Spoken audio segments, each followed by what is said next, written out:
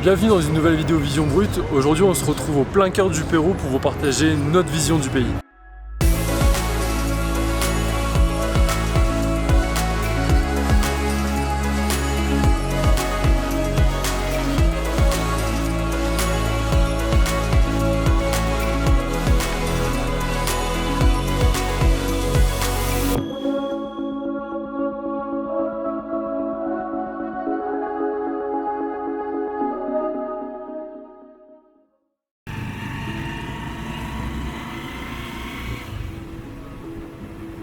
On démarre le Pérou par une petite ville au nord du pays, à Mancora. En se baladant, on a encore du mal à capter les petites subtilités qui différencient le Pérou et l'Équateur. À part la monnaie locale, les sols, l'atmosphère est à peu près pareille. On retrouve l'ambiance surf, soleil et ceviche de notre dernier spot en Équateur. Sans vous mentir, on n'a pas fait grand chose là-bas. Tout ce qu'on peut vous dire sur cet endroit, c'est qu'il attire les voyageurs en quête de paix et de soleil. Et c'est exactement ce qu'on a fait. On a donc passé le plus clair de notre temps à l'hôtel, qui était franchement cool, avec sa piscine et ses palmiers. Ça nous aura surtout permis de rattraper notre retard et de terminer la vidéo de la Colombie.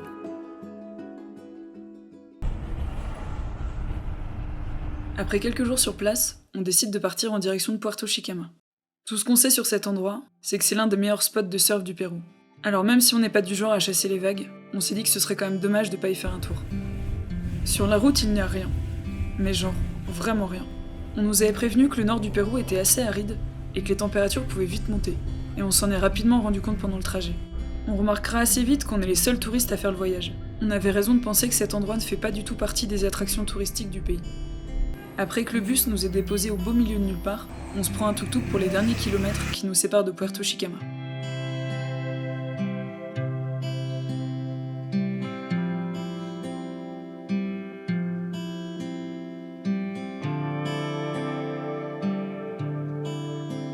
Pour être franche, quand on est arrivé aux abords de la ville, on s'est demandé si c'était bien l'endroit rêvé dont on nous avait parlé. Mais quand on aperçoit enfin la mer, on comprend vite pourquoi ça valait la peine de venir jusqu'ici.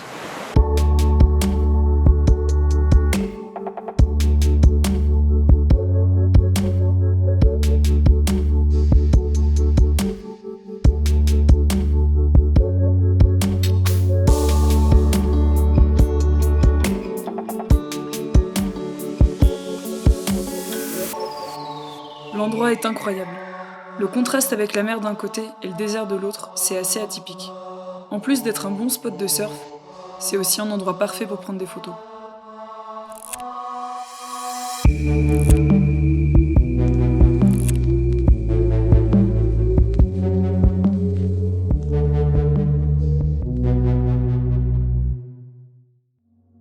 Pour en revenir à la ville, on a choisi un hôtel qui se situe à peine 300 mètres de la plage.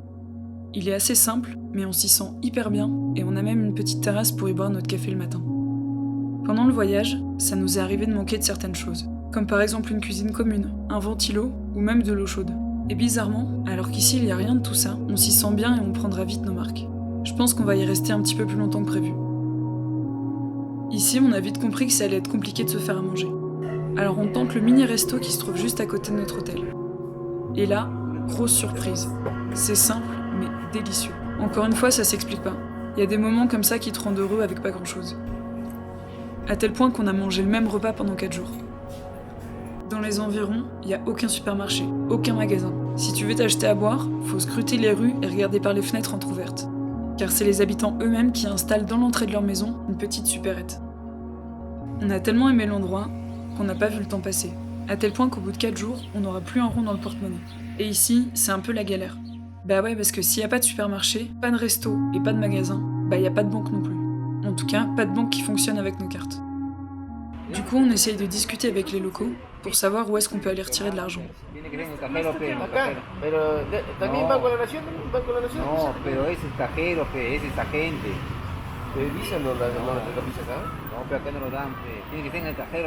Vous vous souvenez du moment où le bus nous a déposés au beau milieu de nulle part? Bah c'est là-bas qu'il faut aller, à plus d'une demi-heure de route. Mais heureusement pour nous, un des locaux nous propose gentiment de nous y amener.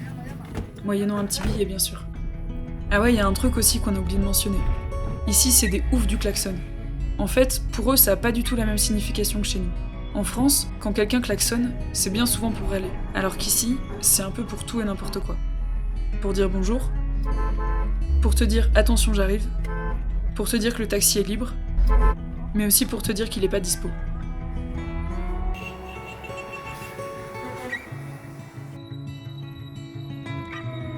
Quand tu voyages, le truc que t'apprends assez rapidement, c'est la patience. En France, quand t'attends le bus ou le métro, t'as souvent tendance à sortir ton tel pour squatter sur Instagram ou Facebook.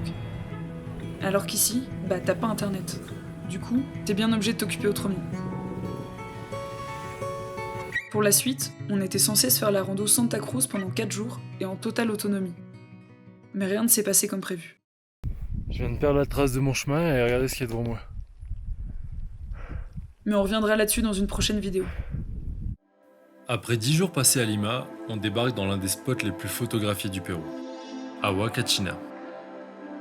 Il ne faut pas se mentir, cet endroit regorge de touristes. Et on comprend pourquoi, car l'oasis entier est un véritable spot Instagram. Mais le plus intéressant, c'est pas en bas que ça se passe. Il faut prendre la peine de monter jusqu'en haut des dunes, et là, ça a vraiment de la gueule.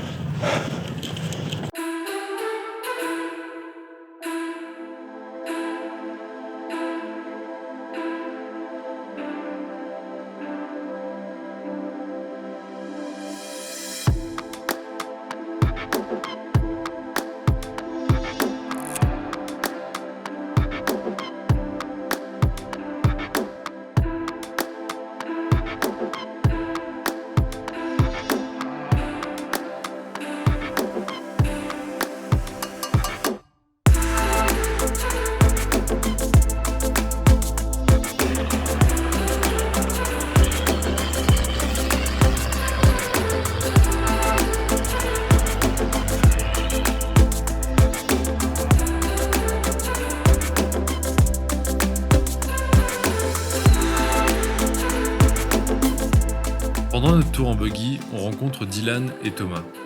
2 Français de passage venus comme nous en prendre plein la vue devant ce genre de paysage à couper le souffle.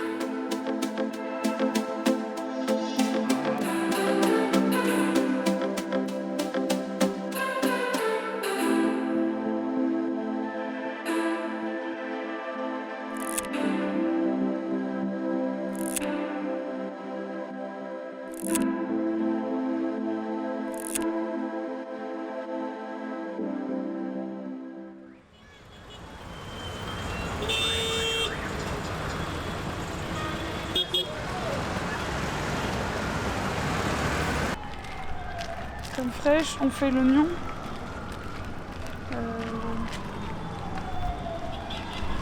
On peut s'acheter des bières aussi.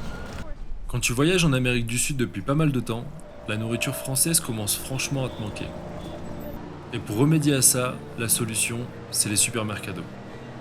En vérité, on arrive souvent avec plein de bonnes intentions, en pensant à des pâtes aux champignons, des croque-monsieur, une poêlée aux légumes. Mais sans vous mentir, une fois sur place, ce qui nous attire le plus, c'est surtout les gâteaux et le chocolat. Ah mais surtout que toi t'as choisi ton truc, et comme d'hab tu vas avoir pris un truc qui est trop bon et moi ça va être dégueulasse. Après s'être fait l'oasis, on a voulu se rapprocher des côtes pour découvrir le parc naturel de Paracas. À Paracas, ce qui attire le plus les touristes, c'est les tours organisés en bateau pour aller découvrir les îles qui te permettent d'observer des milliers d'oiseaux, des pingouins, des otaries, des pélicans et des dauphins.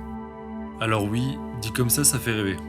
Mais en se renseignant un peu plus, on est tombé sur le blog Les Globe Bloggers qui expliquent en détail leur expérience. Ils expliquent avoir eu de sérieux doutes sur l'impact environnemental du tourisme de masse sur ce genre de site. Leur guide leur a même expliqué que la population d'oiseaux marins sur l'île a diminué de moitié en 20 ans. Bien sûr sans leur dire pourquoi. En conclusion, il n'y a pas réellement de faits qui prouvent que ce genre d'excursion touche l'écosystème de cet endroit. Mais dans le doute, on a préféré se contenter du parc et laisser de côté les îles. Le parc naturel de Paracas est immense. Du coup, on a décidé de se faire une petite virée à vélo pour l'explorer le temps d'une journée.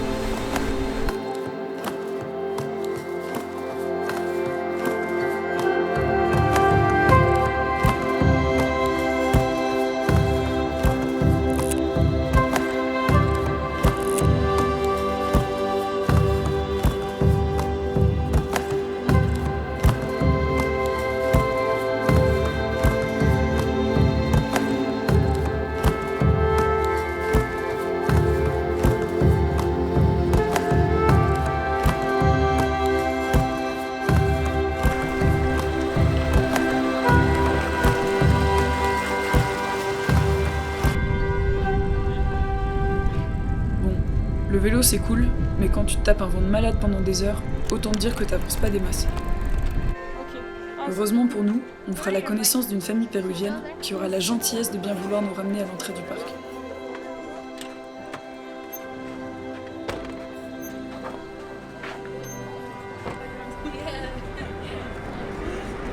On est super content d'être tombés sur eux, car en plus d'être très gentils, ils nous ont permis de découvrir une partie du parc inaccessible à vélo.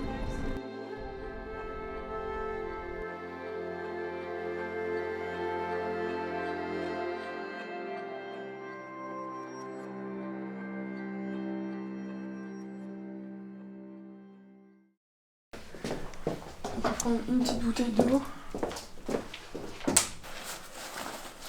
Parce que j'ai bien les clés. Si t'as l'impression qu'on est dans le gaz, bah t'as bien raison. On venait de se faire 18 heures de bus pour rejoindre Cusco, et là il est 4 heures du mat, et on part rejoindre le collectivo qui va nous amener voir la montagne aux 7 couleurs. Gracias.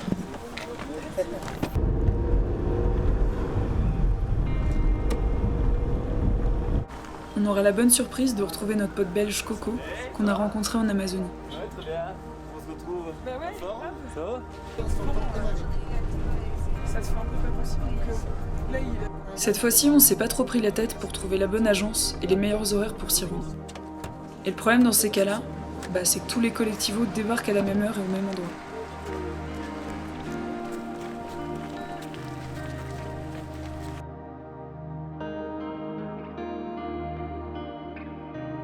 On peut pas dire que ça restera un de nos plus beaux souvenirs, car entre les touristes qui grimpent la montagne comme une horde de fourmis et la manière dont les lamas présents sur place sont traités par les locaux, bah ça gâche un peu l'expérience.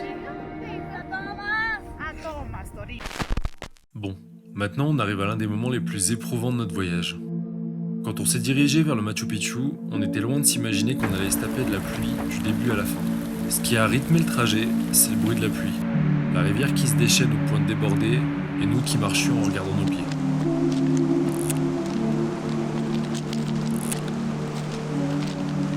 Trois heures de marche, complètement trempé.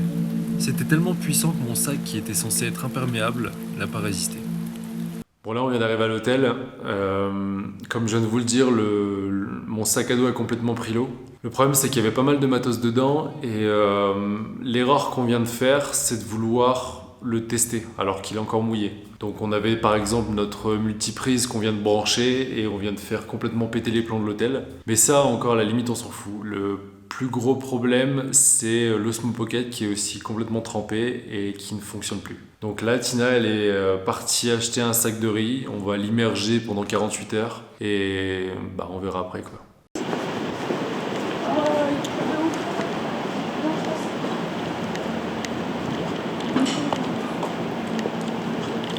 On n'a donc pas eu la chance de voir le Machu Picchu sous ces beaux jours, mais ça nous aura au moins permis d'en tirer quelques photos qui sortent un peu des standards de ce que l'on peut voir habituellement.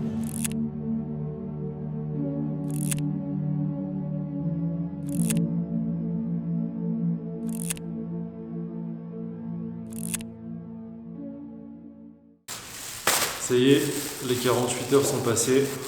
Moi je pense qu'il est mort. Ah, moi aussi. Moi, je crois pas trop.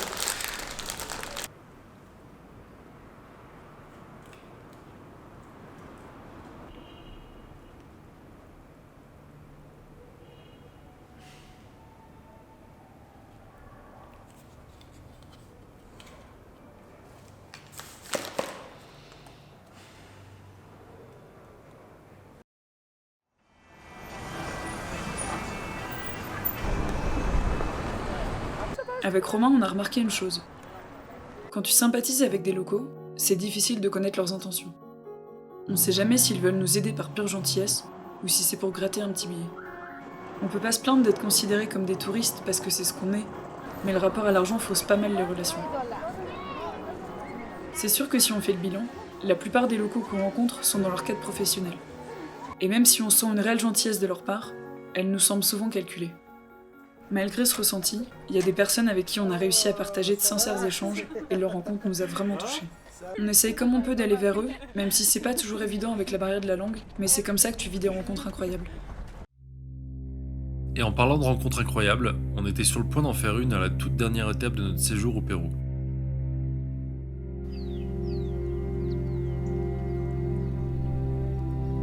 souhaites visiter le lac Titicaca sur la côte péruvienne, t'as la possibilité d'aller visiter les îles flottantes d'Uros, d'Aquilée et Amantani, qui sont très touristiques.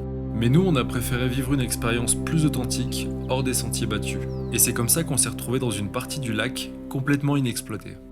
Alors on vient d'arriver il y a quelques heures à Lachon, donc c'est une presqu'île qui se situe juste en face du lac Titicaca. On est hébergé par Olivier et sa femme Sébastiana, il y a sa petite fille aussi qui est là. Et donc on va passer quelques jours ici, on va voir comment ça va se passer pendant les prochains jours.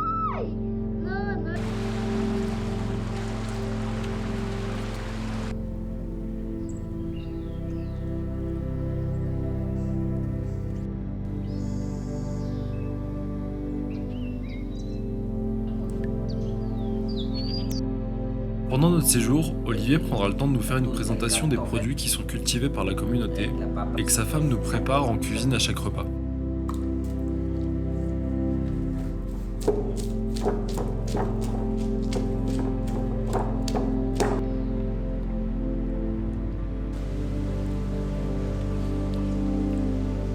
Sa famille est adorable, surtout sa petite fille Diana, qui ne connaît pas encore la gêne d'être face à des inconnus. C'est marrant parce qu'à cet âge-là, tu ne fais pas du tout la différence entre les locaux et les touristes. Elle a simplement vu en nous des personnes avec qui elle pouvait jouer et s'amuser.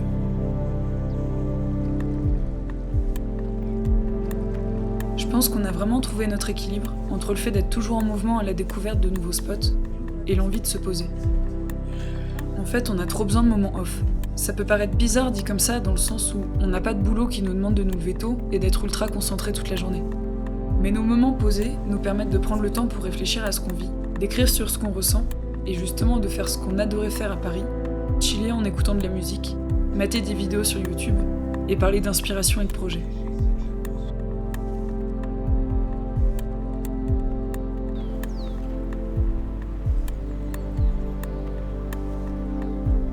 Quand tu pars en voyage aussi longtemps, il faut réussir à retrouver une sorte de routine avec des petites habitudes de vie pour te permettre de garder un équilibre.